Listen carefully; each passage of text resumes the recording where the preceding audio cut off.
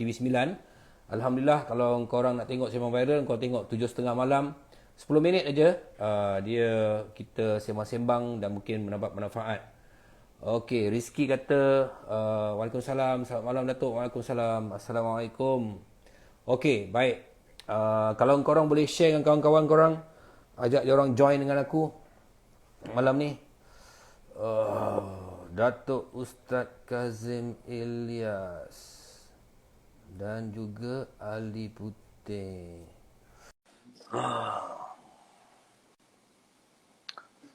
Dia orang dah ada.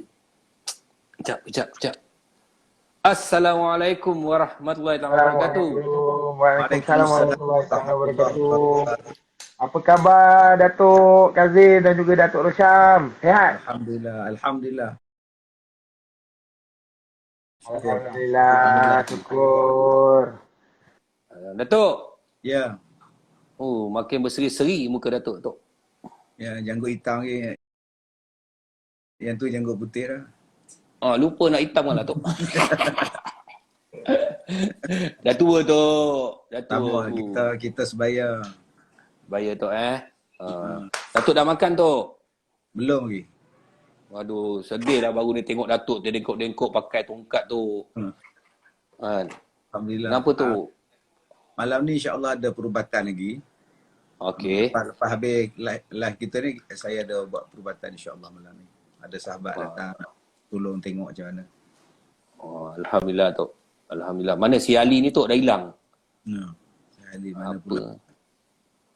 Ali dah hilang pula. Okey Tok, hari ni kita nak bincang-bincang santai Tok. Terima kasih Tok. Itu hari Datuk ada datang dekat TV9 bersama dengan saya dan alhamdulillah ramai yang terhibur, ramai yang mendapat manfaat daripada perbincangan kita selama sebelum. Dah siap Tok. Datuk tak tengok tu. Tak apa Tok, nanti kita Datuk tengok kat sini Tok. Datuk tengok dekat ni apa channel saya Tok. Channel saya ada. Channel Datuk saya tengok. Ada. Alhamdulillah. Ali. Saya tu.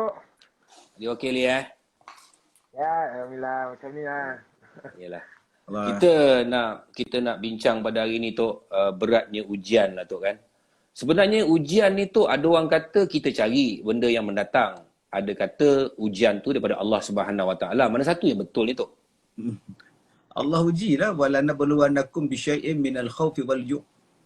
Allah Taala uji pada kita. Semua orang akan diuji. Sampai akan ada yang bertanya mata nasrullah. Bila pertolongan Allah akan datang. Jadi setiap orang akan diuji. Tapi kita kena ingat bahawa Allah ni dia mengetahui tahap mana yang kita boleh menerima ujian. Allah tak akan menguji kita sesuatu yang kita tak mampu. La yukallifullah nafsan illa wus'aha. Allah tidak akan menguji kita melainkan mengikut kemampuan kita.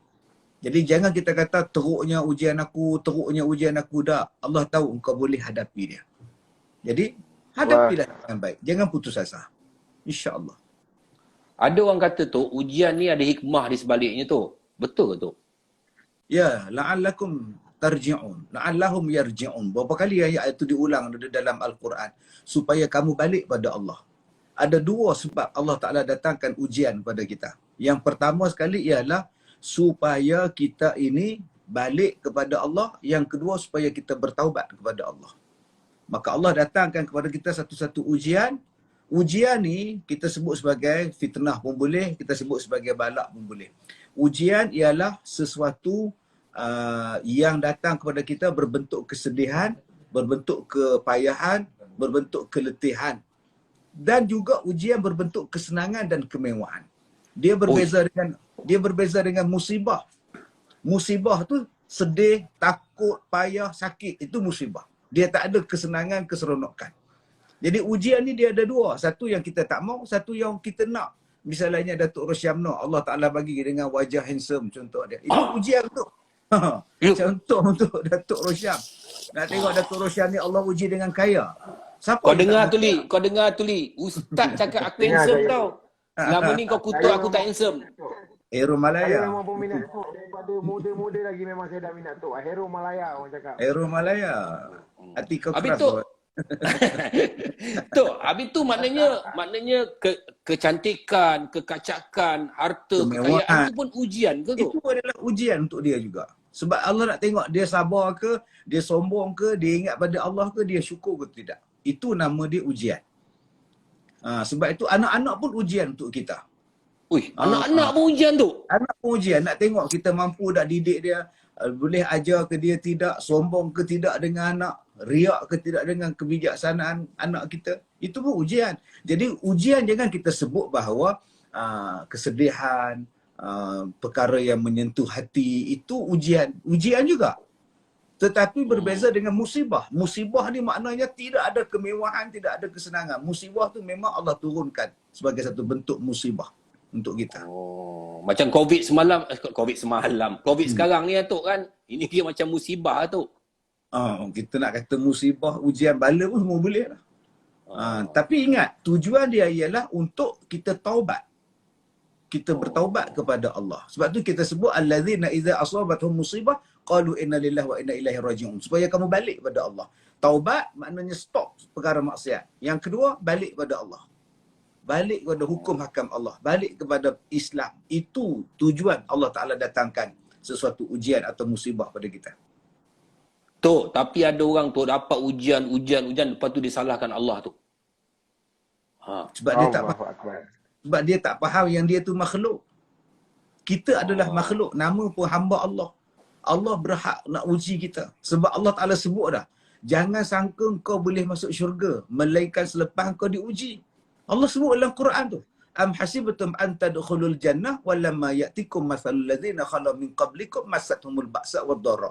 Jangan sekali-kali kamu sangka bahawa kamu boleh masuk syurga. Sehinggalah Allah Ta'ala uji kamu daripada kesusahan, kelaparan, kepayahan dan sebagainya. Sebab ada orang yang perasan bila pakai kepiah putih, janggut sikit, subhanallah sebab aku dah syurga dah. Belum. Belum Ali. Belum. Allah akan test kita. Macam saudara Ali kita ni, Allahu Akbar. Allah timpakan, Allah uji kepada beliau macam-macam ujian. Nak tengok sabar ke tidak? Nak tengok dia marah ke tidak? Ali, tengok Ali tu. Baru waktu hari anak kehilangan anak. Lepas tu kehilangan abang. Lepas tu baru ni kehilangan mak. Takziah Ali kan? Ya. Ali, masa tu kau dalam satu pertandingan, lepas tu kehilangan anak kan. Apa perasaan kau masa tu Ali Kalau masa tu perasaan saya memang saya dah tak boleh nak fikir apa Datuk, sebab saya menunggu kematian. Saya menunggu kematian. Saya dah pun diinform daripada pihak hospital yang anak cik ni, anak Ali memang kita bagi boleh kata 50-50. Dan kematian tu saya tunggu. Tu yang lagi saya rasa macam saya dah tak nak berfikir apa, sebab saya diberi peluang untuk pegang anak saya, dikurangkan dos ubatnya supaya dia sedar sikit. Saya dapat main dengan arwah anak saya time tu 1 jam. Lepas tu saya diminta duduk tunggu di tepi untuk dia cabut salur pernafasan dan anak saya pergi. Itu yang saya menunggu kematian. Itu yang saya dalam diri saya tak mampu nak berfikir apa-apa dengan dalam pertandingan. Saya tengah nak menghadap pertandingan itu. Saya rasa macam mula-mula berfikiran macam mana Datuk, kenapa aku yang kena begini, kenapa, apa salah aku. Jadi bila saya duduk sit down diri saya sendiri, saya cakap, saya fikir ini adalah ujian Allah untuk saya. Ini Allah beri ujian, mungkin dosa-dosa saya sebelum ini, jahilnya kita manusia ini, Allah uji untuk Allah jentik hati kita supaya kita balik ke pangkal jalan, teruskan ke pangkal jalan. Yang kita dah terbelok kiri ke kanan, Allah luruskan, Allah bagikan ujian, Allah hanya jentik sikit saja, nak tengok hati kita ni bagaimana, nak balik ke pangkal jalan ataupun kita nak jauh lagi terpesong kepada benda-benda tu. Itu yang time tu saya tanamkan dalam diri saya reda dengan Allah bagi ujian ni, saya terus kuat dan saya hadap pertandingan tu sehingga ke penghujungnya macam tu. Tapi tu kelebihan yang ada pada Ali ni tu, anak dia baby meninggal tu, apa kelebihan kalau orang yang kehilangan anak dia baby, anak tu anak syurga tu kan? Ya. Jadi di mana yang perlu kita nak rasa sedih dengan ujian? Sedih cukuplah 2-3 hari. Anak tu pergi ke mana? Anak tu pergi ke syurga. Kita kalau anak masuk asrama pun kita seronok. Anak masuk asrama penuh pun buat kenuri. Kenapa anak masuk syurga kita tak seronok? Syurga ni lebih daripada asrama penuh. Kita kalau anak dia masuk MRSM, heboh satu kampung. Bangga MRSM. Kita pun bila kita lalui ujian dan kita sabar, kita redha, balasan dia syurga. Balasan syurga. Sehinggalah orang yang Allah uji mata dia buta. Daripada celek, tiba-tiba dia jadi buta, tak nampak. Kalau dia sabar dan dia redha dengan buta matanya, Nabi kata Allah balas syurga pada dia. Jadi buat apa kita nak meratap, meraung, kecewa sampai ambil garpu pergi cocok mata tu buat apa? Contoh tu. Setiap ujian, kalau kita layari dengan tenang, sabar dan redha, tidak ada balasan lain. Melainkan tadi, saudara Ali sebut, Allah nak hapuskan dosa. Allah nak naikkan darjat. Sampai Nabi sebut, kalau kita menjahit contohnya, cocok jari kita dengan jarum pun, Allah hapuskan dosa, Allah naikkan darjat, Allah beri pahala. Sampai sebecil-kecil tu pun Ustaz Itu, bayangkan. Bayangkan kalau dipotong tangan, dipotong jari kaki. Macam mana? Sebab itu ada orang yang bersyukur bila dia ditimpa musibah. Bila dia ditimpa ujian, dia bersyukur. Macam mana sakit? Alhamdulillah. Alhamdulillah dulu dia sebut. Alhamdulillah, Allah nak naik darjat, Allah nak hapus dosa. Dia sebut. Sebab apa? Sebab dia pandang baik kepada Allah Subhanahu Wa Taala. Sebab itu, bila datang ujian, tolong pandang baik. Sebab ada benda lain yang Tuhan nak bagi bila berakhirnya ujian. Ada benda baik. Allah Ta'ala bagi kita ujian susah. Dia nak test kita. Mana kawan-kawan kita? Masa itulah Allah buat pembersihan. Yang ni bukan kawan sahabat engkau. Ini bukan teman sejati engkau. Dia hanya tunggu waktu engkau senang. Tengok waktu susah. Waktu susah itulah sahabat yang sebenar-benarnya. Oh, saya pernah rasa tu, Tok. Ya. Sebab tu kita tak boleh marah pada Allah. Kenapa Allah bagi aku bankrupt? Kenapa Allah bagi aku business down? Tak. Sebenarnya Allah nak bersihkan kita. Macam mana Allah jadikan banjir. Bila Allah jadikan banjir satu kampung banjir. Sungai banjir sebaras. Selepas habis banjir, cuba tengok. Sungai akan mengalir dengan elok je balik. Sungai akan tenang mengalir. Bersih balik sungai. Begitu juga kalau tengok hujan lebat. Lebat hujan. Takut. Selepas itu dia jadi pelangi yang cantik. Cubalah kita pandang. Setiap ujian kalau kita redha dan sabar, ada pelangi-pelangi cantik yang akan menghiasi hidup kita. Tapi Ali, aku nak cakap tu, aku pun pernah rasa Ali, tahun 2007 abang aku meninggal. 4 bulan lepas tu bapak aku meninggal. Macam kau punya cerita ni pun samalah, anak kau meninggal, lepas tu abang kau meninggal. Kau macam mana kau rasa? Kau tak give up ke dengan ujian tu?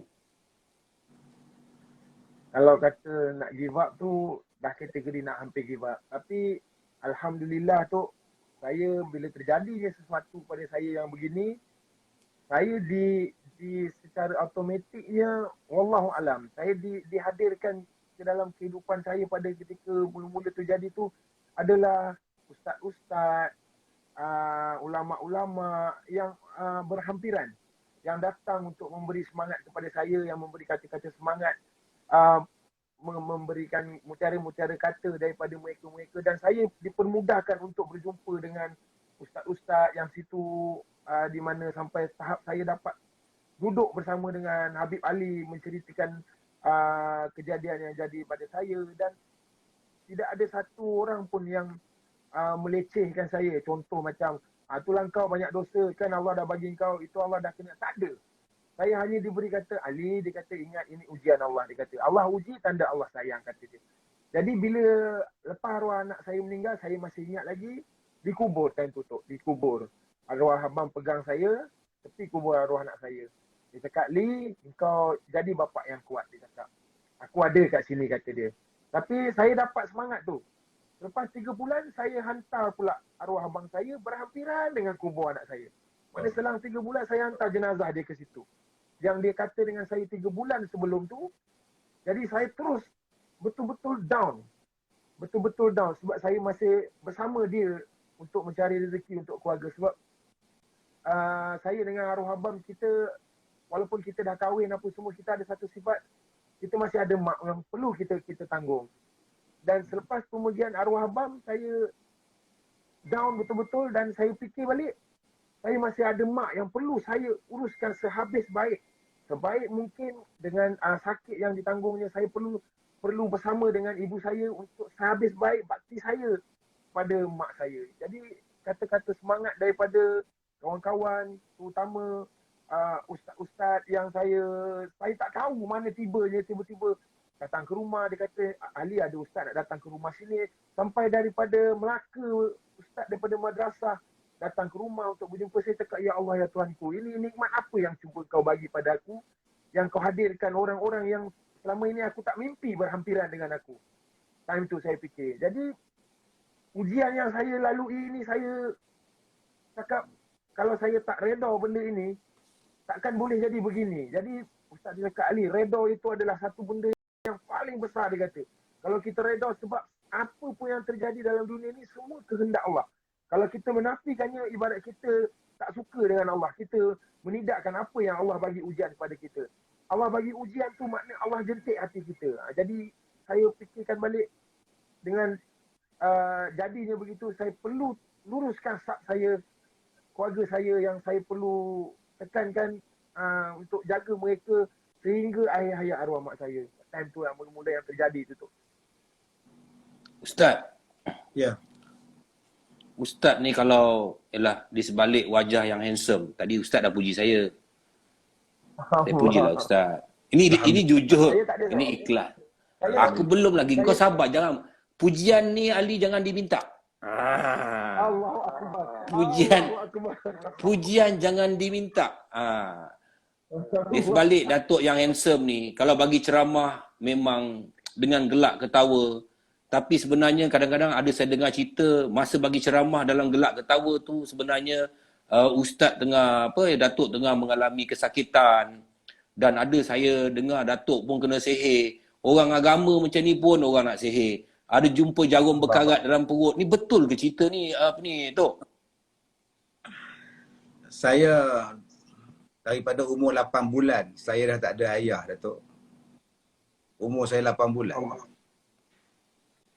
Bapak saya meninggal tahun 73. Saya lahir tahun 72. Dia meninggal tahun 73. Saya lahir 11 tahun 72. Dia meninggal lebih kurang bulan 6, lebih kurang gitulah. Accident, dia meninggal. 8 bulan, mak saya bela, kami adik-beradik 7 orang. Saya anak itu. Bayangkan, saudara Ali, dia kehilangan anak. Tapi dia dah dewasa. Dia tegak, dia kuat, dia boleh usaha. Saya kehilangan bapa umur 8 bulan. Tak pernah saya kenal bapa saya, tak pernah dia bagi duit sekolah kat saya, tak pernah dia belikan apa benda saya, tak pernah kasih saya, tak pernah.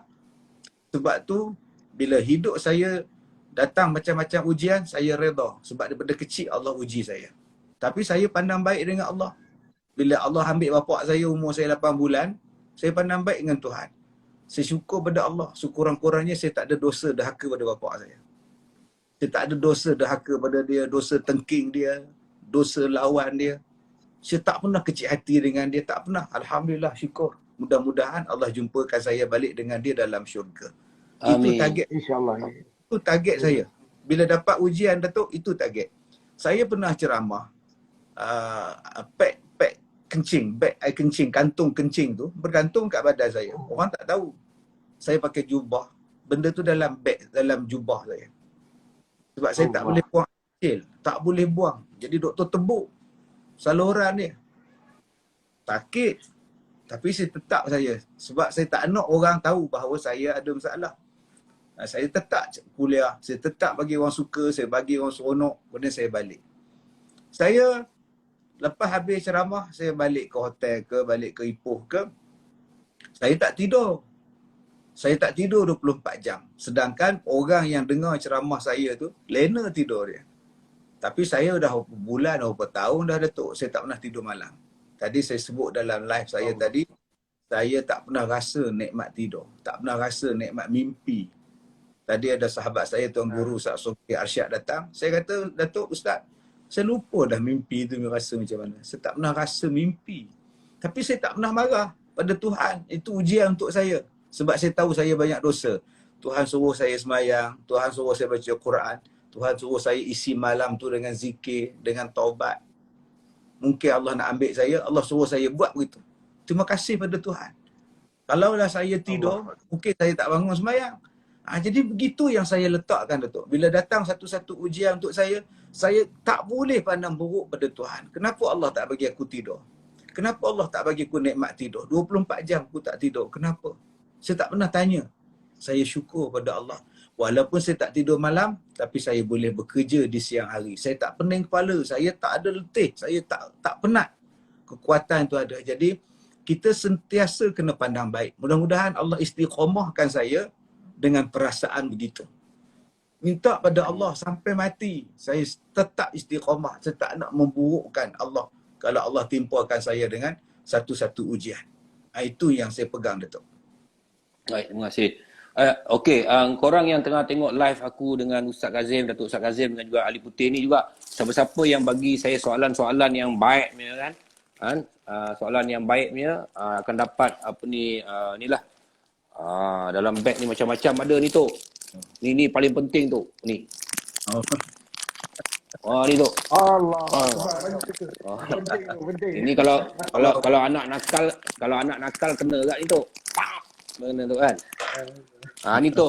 Mungkin Datuk tak boleh tidur malam, Datuk pakai bantal TV9 tu. Tu. Ini mungkin boleh tidur. Cantik tu, lembut tu. Ada tulisan tu. Apa tulisan tu kat bantal? Tengok, dia janji kat sini. Janji happy setiap hari baru kita selalu denganmu. Datuk akan dapat mimpi tu. Ni. Amin. Kita selalu denganmu. Lepas tu sebelum tidur tu Tok kan, Li kan. Kunyah-kunyah ni Tok. Apa tu? Ni kudap-kudap tu. Kepek bawang. Kepek bawang.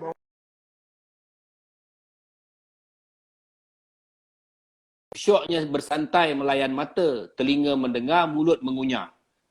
TV9 ada macam-macam drama. Melayu ketai, tengok tak sudah. Ni tu. Ada kacang tu. Tadi soalan-soalan. Lepas tu dah nak tidur tu, kita cuci tangan tu. Hand sanitizer. Ini tak best lagi tu. Ada lagi best tu. Ada lagi best. Yang tengah-tengah tu yang mahal tu. Tengah-tengah tu yang mahal. Tu. Awet muda. Dah setelah ditouch-up tu, puas budak-budak grafik, hilangkan lubang-lubang kat muka dia tu kan. Yang semua bagi ni, yang putih-putih dia bagi hitam tu, baru nampak handsome. Semua yang hitam tu saya terasa sangat tadi. Semua yang hitam tu yang saya rasa tu. Sebut yang hitam-hitam tadi tu yang saya rasa macam semua salah tu. Engkau ni tak bersyukur dengan pemberian Allah dah. Memang kulit engkau hitam, Ali. Saya syukur tapi Tok tepat tegak tadi tu ke sini. Aku tak ada niat. Tok, tengok Tok. Tak ada niat. Tak ada niat. Tok. Allahu Akbar. Okey Tok, Ali. Yalah, apa ni. Tapi Datuk tak cakap lagi Tok pasal tu jarum tu dalam perut, betul ke Tok? Itu jarum Ramadan tahun lepas. Saya sakit, saya sakit 3 hari masuk dalam ward, masuk hospital. Saya sakit tu sebab perut saya bengkak, perut saya kembung, keras. Masa tu saya ada program TV live. Masa nak live tu saya macam dah terawang-awang. Saya dah tak boleh habis, saya tak boleh berdiri, saya menyandar dekat dinding dekat apa nama studio tu. Lagi 10 minit dia orang nak panggil saya. Saya kata sekejap, bagi tenang je, saya nak baca doa sekejap. Saya tak nampak apa tu. Memang saya tak nampak. Jadi masa tu perut saya dah mula mengembung, membuncit. Setengah jam program saya tu. Kemudian saya balik naik kereta, saya cakap kat pemandu saya, balik ke Ipoh terus pergi ke hospital. Ya, sebab kita dah ada report sana, doktor kita semua ada. Saya masuk hospital di Ipoh. Masa tu bulan Ramadan. Kemudian dia orang scope daripada atas, tak ada apa-apa. Report kata okey, everything okey Datuk. Nanti perut saya kembung bengkak ni apa? Dia scope daripada bawah pula. Pun cantik. Kemudian dia kata, Ustaz, tak apa, kita scan. Pergi buat scan. Kemudian masuk dalam MRI. Tengok apa benda yang punca bengkak besar ni. Tak saya masa itu pinggang saya 39. Ya. 39 dia punya saiz. Besar. Besar tu tu. Besar. Selalu Datuk Rosyam tahu lah saya bukannya besar 6 orang dia. Tapi perut, Masya Allah, macam mengandung tu. Kemudian saya minta pelajar-pelajar saya, ustaz-ustaz saya, makcik-makcik pondok saya buat bacaan Yasin, baca doa, buat sembahyang hajat dan saya letakkan, saya duduk di tengah-tengah dia orang. Dia orang duduk buat satu bulatan, saya duduk di tengah-tengah dia orang baca untuk saya dalam bulan Ramadan. Kemudian saya mandi. Waktu tu maghrib saya mandi. Saya ambil air bidara, saya ambil air bacaan tadi, saya gosok satu badan, gosok badan. Bila saya gosok pada perut ni, dia keluar sebahagian belah kiri saya jarum. Allah. Ini jarum dah berkarat dah jarum tu. Saya pun astagfirullah, nak sebut astagfirullah dan tanda. Jadi nak kata apa, saya keluar, saya pergi pada isteri saya tunjuk ni, mama, ni benda ni keluar pada perut ayah. Jadi jarum tu sampai sekarang saya simpan, Ustaz. Kecadang nak buh galeri awak kenang-kenangan. Jadi Allah. benda tu benda real, bukan benda palsu, bukan benda orang kata main-main ke apa ke, memang keluar betul tu. Dan dengan Apa yang dia benci sangat dengan Ustaz ni, Ustaz? Apa benda yang saya kenal Ustaz, saya berkawan dengan Ustaz. Ustaz ni gelak, apa tu dia berceramah, apa benda yang sampai orang nak hantar sihir pada Ustaz? Aku tak faham lah Ustaz. Macam saya pun tak tahu. Tapi sepanjang saya buat kerja-kerja dakwah, kemudian saya berselang-seli dengan gembira, berselang-seli dengan suka duka ni, seingat saya adalah dekat 5-6 orang yang datang minta maaf. Sebab mereka mengaku mereka Muslim. Ada suami isteri datang, ada seorang datang, dia kata, Ustaz, saya dah buat salah apa, saya sihirkan Ustaz. Kami sihirkan Ustaz. Allah. Apa? Ada satu orang tu saya tanya, kenapa abang buat macam ni? Akak buat macam ni? Sebab Ustaz tu ceramah mengata pada kita. Kami terasa, kami malu. Masa tu, yalah, kita kadang-kadang terlajak. Manalah saya tahu tempat saya ceramah tu macam itu. Saya tak tahu, saya cerita umum.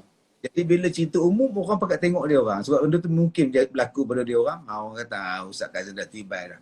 Jadi punca itu, ada yang kes macam itu. Ada yang macam lain tu Ustaz Padahal niat Ustaz tu memang orang cakap ikhlas lah. Kita mana tahu orang tu ada dekat situ ada masalah tu kan. Ui gila lah macam ni. Apa ni Ali? Yelah. Kau ni punya ujian ni pun aku pun nak cakap yelah. Berat betul ujian kau ni. Baru ni kau kehilangan mak kau. Kau macam mana situasi tu Lia? Situasi bila mana seminggu sebelum arwah mak meninggal, macam-macam tanda. Tapi kita sebagai seorang anak, kita tahu apa yang mak kita cakap selalu, apa yang mak kita tak selalu cakap. Tapi seminggu sebelum meninggal, dia selalu cakap benda yang dia tak pernah cakap. Dia tak selalu cakap. Contoh yang arwah mak saya pesan, dia kata, kerap kali kata dia, jaga adik, jaga kakak. Dia kata, kenapa? Tak ada lama pesan je, kata dia. Lepas tu pagi Selasa pukul 3 pagi saya nak hantar ke hospital tu. Sebelum hari Senin malam tu, maknanya pukul 10 malam tu dia panggil saya. Masuk ke bilik. Saya cakap kenapa? Pikir-pikirkan kaki mak boleh? Boleh. Sapukan perut mak ni macam sakit, kembung kata dia, sapukan minyak. Yalah. Sambil urut sapu tu dia cakap. Dia kata, Angah, mak nak cakap betul dengan kau ni, kata. Mak nak cakap apa? Kalau mak cakap bukan-bukan, tak mau dengar lah. Sebab sekarang mak tengah sakit. Mak jangan fikir-fikirkan masalah, mak fikirkan kesihatan mak sihat tu, itu yang paling penting. Dia kata tak nak, ni nak betul-betul nak cakap, kata dia. Dia kata, saya cakap, okey lah nak cakap-cakap apa. Dia kata, mak ni betul-betul nak pergi dah, dia cakap. Macam sampai tahap macam tu. Mak ni betul-betul nak pergi dah. Jadi saya cakap, mak merepek aku. Macam ni malam-malam macam ni tak baik, macam tu cakap. Dia kata, mak cakap benda yang betul lah ni, dia kata. Kenapa mak cakap macam tu? Saya cakap. Dia kata, abang kau, arwah abang lah. abang kau dah banyak kali dah datang jumpa mak kat sini. Dia ajak mak pergi, dia panggil mak, dia cakap. Lepas tu dia peluk saya, peluk tak nak lepas. Saya cakap, mak, dah mak rehat. Fikirkan kesihatan mak ni, besok mak nak pergi dialisis. Hari Selasa tengah hari tu dia kena pergi dialisis kan. Sebab mak saya tebuk di leher sini 3 kali dialisis seminggu. Pada hari Selasa tu dia nak dialisis. Jadi saya pun masuk ke bilik, saya cakap, mak saya Ustaz, minta maaf saya Ustaz Datuk. Mak saya sebenarnya mak saya orang yang tak sekolah. Mak saya tak pandai membaca, mak saya tak pandai menulis, mak saya tak reti pakai handphone. Jadi saya tukarkan telefonnya tu, saya cakap, mak ini nombor Angah ke depan. Maknanya memang kita dah setkan A, abang, B, Along, C, Angah. Jadi saya ke depankan nombor saya tu, saya cakap dengan mak saya, nanti kejap lagi kan mak telefon je sini. Jadi saya tak tidur pun, saya masuk ke bilik tengok anak saya, isteri saya. Jadi pukul 3 pagi tu dia miss call. Dia miss call tu saya cakap fikir mustahil untuk dia miss call. Jadi bila dia miss call, saya turun bergegas ke bilik memang dengan keadaan dia yang susah nak bernafas. Dengan muka dia yang dah agak pucat, susah untuk bernafas. Jadi saya tak cakap banyak, saya terus bawa ke hospital dan diberikan bantuan pernafasan tu. Alhamdulillah boleh bernafas balik, semua okey. Tapi dia kata, Angah janganlah pergi jauh-jauh, mai peluk mak kat sini. Saya cakap, mak dekat sini doktor tak bagi nak masuk dengan keadaan COVID sekarang. Doktor tak bagi kita berhampiran dengan sakit apa semua kan. Saya cakap, saya ada dekat tepi ni, saya cakap. Lepas tu doktor bagi tahu tak apalah, mak tinggal kat sini rehat, awak balik dulu sebab kat sini pun untuk wanita punya wad tak boleh tunggu. Jadi saya cakap, tak apalah mak, kalau macam tu Angah boleh. Alah, Angah janganlah balik, kata dia. Peluklah mak dulu kat sini. Tunggulah mak kat sini. Jadi saya pun peluk, Ustaz, saya peluk, saya cium. Pagi besok Angah datang. Sebab time tu pun dah pukul 5 pagi. Jadi doktor telefon pukul 6.30 pagi tu, dia kata, mak awak punya ubat-ubat di rumah bawa ke sini. Dan 7.30 pagi pula dia call lagi. Saya dengar suara mak saya. Dia kata, nanti pesan dekat anak aku bawa ke Pampers ya. Saya dengar suara tu. Dan pukul 10, saya dapat call. Dia kata, mak awak sesak nafas yang teruk. Jadi, tolong datang segera. Saya sampai, dia kata, minta maaf kita dah tak boleh nak tunggu untuk dia ditidurkan. Sebab dia susah nak bernafas, kita terpaksa buat manual sedut dia punya air di dalam paru-paru tu, dia terpaksa tidurkan. Jadi bila saya sampai ke hospital dengan keadaan begitu tu, memang saya hanya serah pada Allah, saya hanya berdoa pada Allah, ringankan sakit mak aku, ringankan segala-galanya, dan mak saya ditransfer ke hospital Selayang. Bila hospital Selayang, hari yang dia meninggal, hari Khamis, kita telefon hari-hari, tapi dengan keadaan hospital yang agak padat dengan kes COVID apa semua, memang kita tak boleh langsung masuk ke dalam. Khamis pukul 3, dapat panggilan pada hospital untuk berjumpa dengan waris lah. Jadi kita pun pergi. Jadi doktor pesan, saya tanya apa-apa pun saya tak mau tahu ubat. So, saya tak mau tahu. Saya cakap, macam mana keadaan mak saya sekarang? Dia kata, jangan takut. Dia kata, insyaAllah mak awak stabil dan dia cuma kekurangan darah. Besok pagi Jumaat kita masukkan darah dan dia akan dialisis lah. Jadi saya pun cakap tak boleh ke saya jumpa mak saya sekejap. Dia kata tak boleh. Memang tak boleh masuk kawasan tu. Memang red zone tak boleh masuk. Jadi saya pun balik. Saya hati sikit senang pasal keadaan mak saya stabil diberitahu. Jadi pun saya pun balik. Pukul 11.30 malam, saya dapat panggilan. Dia kata, mak awak nadi dia berhenti tiba-tiba. Dan kita minta kebenaran untuk CPR. Jadi saya pun nak bergegas keluar ke rumah. 11.54. Dapat call balik dalam perjalanan. Dia kata, mak awak dah tak ada. Keadaan macam tu, time tu saya terus berhenti kereta. Saya terus macam nak rebah Datuk. Sebab Allah uji saya lagi, saya cakap. Allah uji saya lagi.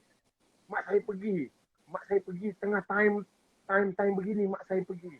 Jadi saya tak tahu nak cakap macam mana. Saya hanya zikir, saya hanya panjatkan kesyukuran pada Allah. Saya doa pada Allah, ya Allah, ya Tuhanku, ringankan azab mak ibu aku.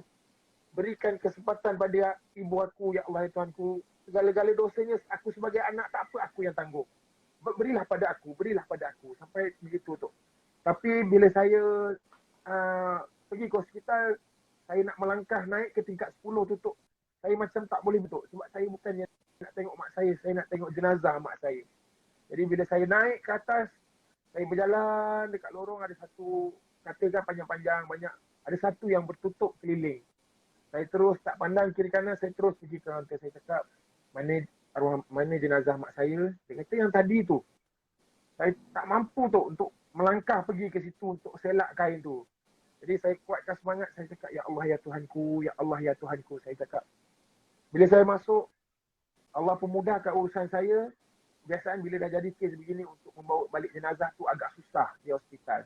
Agak susah dengan prosedur itu, prosedur ini. Jadi dia kata tunggu forensik datang ambil. Saya turun ke forensik. Forensik cakap kita dah cek mak awak tak ada COVID apa semua. Saya cakap, tuan macam mana untuk saya bawa balik jenazah mak saya. Dia kata tak apalah. Main IC, kita isi borang and then sign, terus boleh bawa balik. Saya cakap betul ke ni tuan? Dia kata betul, boleh bawa balik terus. Sebab memang susah untuk keluarkan jenazah time-time pukul 12.30 pagi time tu. Jadi sampai adik-beradik arwah mak saya di rumah cakap, boleh bawa balik ke? Saya cakap dah, kita dah on the way. Allah pun mudahkan daripada masjid. Dia kata terus tak apa, kita hantar van terus pergi ambil. Allah pun mudahkan. Dan skuad pengurusan jenazah pun terus hadir ke hospital untuk membantu menguruskan. Saya cakap, ya Allah, ya Tuhan. Saya cakap, Allah pun mudahkan urusan. Saya tak perlu tunggu lama untuk membawa pulang mak saya macam tu. Jadi saya tak tahu mampu nak cakap tu. Kali ketiga saya menebus jenazah di Hospital Selayang. Sama arwah ayah saya 2009, arwah abang tahun lepas, dan kali ketiga saya tebus arwah mak saya di Hospital Selayang, arwah anak saya di Hospital Serdang.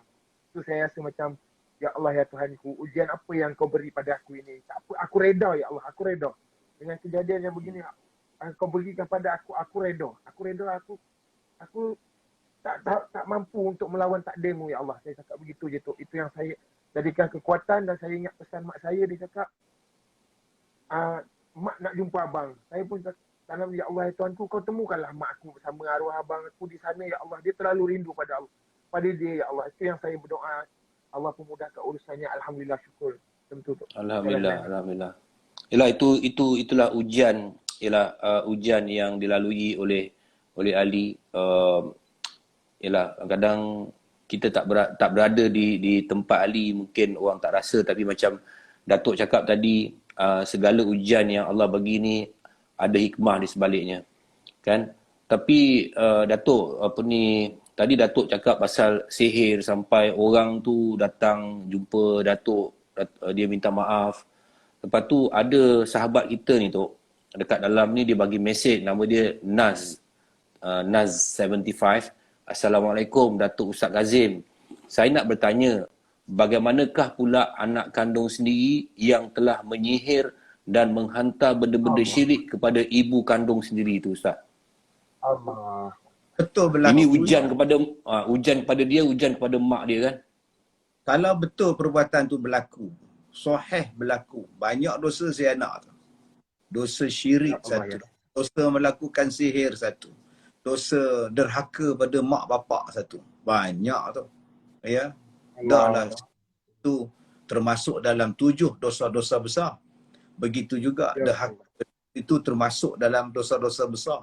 Melakukan kezaliman juga berlaku dosa besar. Ini adalah satu dosa yang sangat besar. Dan kita kena ingat bahawa bila kita buat derhaka pada ibu bapa kita, di antara benda dosa yang Allah balas sebelum kita mati ialah dosa derhaka pada dua mak bapak. Jadi kena taubat, kena minta ampun, kena minta maaf dengan mak. Kalau mak masih hidup, Allah turunkan bala.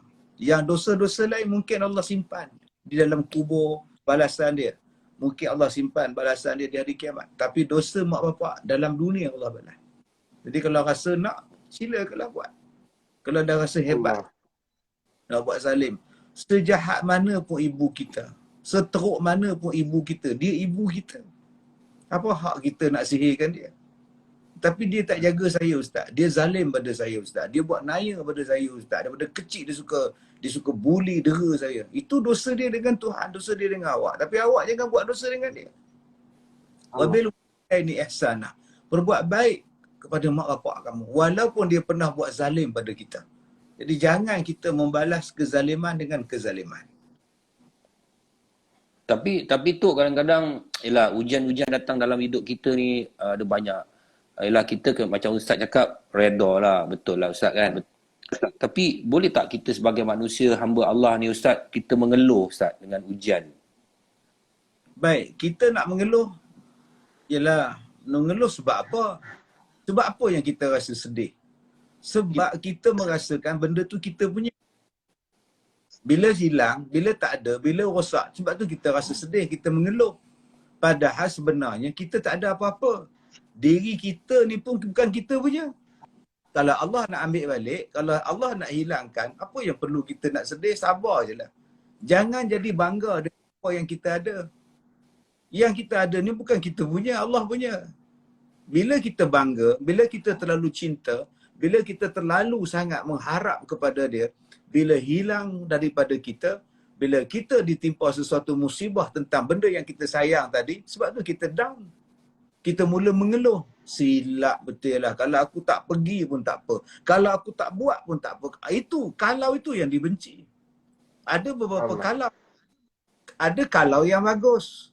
Kalau yang bagus ialah berfikir sebelum buat. Kalau aku melabur dalam skim ni macam mana? Kalau aku ambil, belum buat kalau. Tetapi kalau dah berlaku, jangan sebut kalau. Kalau saya tak kahwin dengan dia pun senang, Ustaz. Masalah saya kahwin, benda dah berlaku, salah tu. Kalaulah mak bagi dia makan sebelum dia pergi tu, puas hati mak. Dia mati pun dia makan bubur. Kalaulah dia sempat makan, salah tu. Tapi kalau yang sebelum berlaku, kita kalau dulu. Kalau aku kahwin dengan dia macam mana? Kalau aku beli kereta ni, mampu tak aku bayar? Kalau aku tak pergi rumah dia, dia terasa tak? Yang tu tak apa, sebelum buat. Tetapi kalau dah berlaku, dah buat, apa lagi nak kalau-kalau? Yang ni kita tak mau. Yang kedua, Datuk, cuba kita tengok. Kalau Datuk kerja sebagai penjaga parking lot, parking kereta, car park, parking. Duduk dalam apa nama, kemah dalam bangsa tu lah, dalam rumah kecil tu, bagi ambil duit, bagi tiket, bagi duit, dulu-dulu punya banyak kereta yang masuk. Macam-macam jenis kereta yang masuk dalam tempat parking Datuk jaga tu. Apa perasaan Datuk? Bangga ke? Tak bangga. Sebab tu bukan kita punya. Wah, Mercedes. Wah, Lamborghini masuk. Wah, bukan aku punya. Dia cuma tumpang sekejap. Nanti bila kereta semua balik, ruang kosong, parking tadi kosong. Adakah kita sedih? Sedih buat apa ke? Bukan kereta aku punya, Tuan dia ambil balik. Begitulah kita dengan apa yang ada dalam dunia. Yang ada kepada kita ini adalah titipan. Ibu kita, mak kita, anak kita, isteri kita, harta kita. Malah diri kita ni pun pinjaman, titipan daripada Allah. Jadi kalau Allah ambil balik, kita pujuk hati kita. Itu hak Allah. Tapi Allah maha baik. Kalau Ali orang soleh, mak Ali insya-Allah orang solehah, dalam syurga boleh bertemu semula. Allah sebut dalam surah At-Tur ayat 21. Dengan anak, dengan isteri, dengan suami, dengan mak bapak. Allah satukan balik dalam syurga. Dan inilah sebaik-baik perempuan. Sebab tu bila anak kita, anak saudara Ali meninggal kecil, confirm syurga. Confirm dah syurga. Kalau begitu, dia akan menggalakkan Ali, aku pun nak jumpa balik anakku dalam syurga. Maka dia menggalakkan saudara Ali untuk jadi orang baik. Anakku tunggu kat sana. Kalau aku tak buat ibadat sini, aku rugi. Dah ada seorang wakil aku syurga. Kenapa aku tak buat ibadat untuk jumpa balik? Itu betul-betul sayang. Aku cinta pada mak aku. Aku sayang pada mak aku. Mak aku orang baik. Mak aku orang solehah. Dia tunggu aku dekat syurga. Maka aku pun kena bentuk diri aku jadi orang soleh. Supaya aku boleh jumpa balik. Rugi sangat kalau Allah bagi satu ujian, kita tak ambil manfaat. Berapa banyak orang yang Allah bagi ujian kematian, kemiskinan, kelaparan, ketakutan, buah-buahan tak menjadi, perniagaan merosot. Dia tak menjadikan benda itu untuk dia masuk syurga. Sebenarnya memang dunia ni sebenarnya memang ujian, Ustaz kan? Memang Allah kata ini adalah tempat uji, dia uji. Ada tempat ujian. Jadi buat apa itu kita yang nak kata. Jangan takut dengan ujian, hadapi ujian. Mengikut yang diajar oleh Nabi. InsyaAllah kita boleh jadi orang kuat. Allah kata, wa basyiris sabirin. Berilah berita gembira pada orang sabar. Allah kata, ujian kita apa? Walana baluwanakum bisyai'in minal khauf. Yang pertama, ketakutan. Wal-ju', ujian kita ialah kelaparan. Kemudian ujian kita ialah wa naqsim minal amwal. Harta habis. Habis harta. Yang kedua, yang keempat, wal anfus, mati, kematian. Dan minas samarat, dan buah-buahan yang tidak menjadi. 5 ujian ni kata Allah akan sampai pada kita. Pertama, ujian takut. takut miskin, takut suami menikah lain, takut dengan peperangan, takut dengan penyakit. Allah uji. Yang kedua, Allah Ta'ala uji dengan lapar. Berapa banyak orang banyak duit tapi lapar. Makanan tak boleh makan. Allah uji dengan sakit. Ni tak boleh makan, ni tak boleh makan. Lalas minum air Duit kosong. banyak. Duit banyak. Tapi Allah uji dia lapar. Menengok di hospital. Allah. Banyak anak-anak ramai tapi lapar. Tak boleh makan. Dihadkan minuman. Dihadkan minuman. Doktor had tak boleh banyak-banyak. Ujian yang ketiga kata Allah. Allah kata pengurangan harta. Banyak orang sekarang tak ada job. Banyak orang sekarang jual kereta, jual rumah, jual semua, tak ada harta. Ujian keempat kata Allah, kematian. Kematian orang ni, kematian orang ni. Ujian kita, meruntun jiwa kita. Kemudian kata Allah, ujian yang tanam-tanaman, buah-buahan tak jadi lingkup. Allah sebut di hujung ayat tu, wabashiris sabir. Dan jadilah orang sabar. Kamu akan dapat berita gembira. Apa gembiranya? Syurga. Sebab tu, Saudara Ali diuji dengan kematian berturut-turut. Setengah orang dia down. Dia lemah. Dia kata, Allah kenapa ambil orang ni yang aku cinta ni? Kalau Saudara Ali sabar, jumpa balik mereka ni. Dan bila jumpa tidak ada masalah lagi. Mana ada masalah dalam syurga, inilah sebaik-baik tempat pertemuan nanti. Bukan di dunia. Amin. Ustaz, ni ada kawan kita Ustaz Fatin Fah. Dia kata, Assalamualaikum Ustaz. Kalau kita malu nak minta maaf dengan mak ayah kita depan-depan, boleh tak kita minta dengan cara lain? Contohnya bersedekah, sambil tu kita niat nak minta ampun pada mak ayah. Apa benda punya soalan ni Ustaz? Saya rasa saya boleh jawab tu Ustaz. Mana boleh? Silakan. Dia hidup lagi. Tahu tak apa? Wallahu yuhibbul muhsinin. Betul Ustaz? Allah Ta'ala kata bagi kemaafan. Allah suka berbuat baik. Dia suruh minta maaf dulu baru buat baik. Sekarang maaf tak minta, engkau buat baik. Macam mana cerita? Dalam Ya ayat Ustaz, lain tak bagus ni Ustaz. minta maaf dulu baru buat baik. Sekarang ni minta maaf terus buat baik. Tak cik. Sepatutnya minta keampunan daripada ibu dan bapa kita.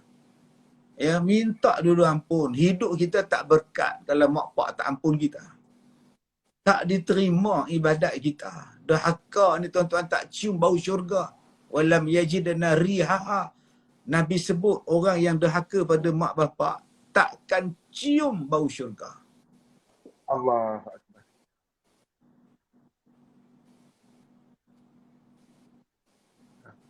Gitu. Tadi ada soalan untuk Datuk Rosyam tadi, Datuk tak baca tadi. Saya terbaca tadi. Sekejap Ni line pula tak Pusing-pusing. clear. Mari dah cakap. Dah pusing-pusing Line dah. tak clear. Ha. Sekejap. Soalan Datuk tadi tu memang Sekejap tu Line tak clear tu. apa Datuk hukum? ni line tak clear. Ali dengar saya Ali? Saya baca apa hukum jadi Thailand. Dia pusing-pusing. Dengar saya tu, dengar. Soalan Datuk Rosyam tadi ada orang tanya apa hukum jadi Thailand. Macam mana cerita? Janganlah tanya soalan tu. Dia orang ni teruk tanya soalan pula hukum jadi Thailand. Entah aku yang makan berlakon.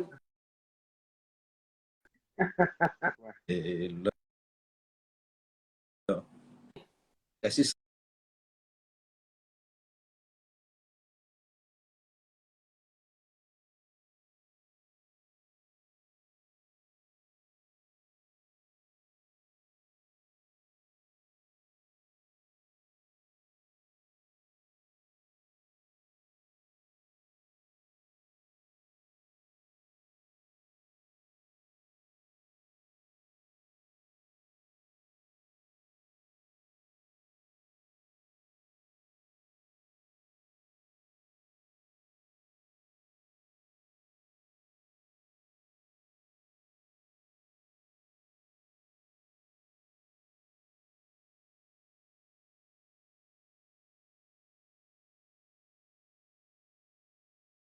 Sengak lah. Datuk je.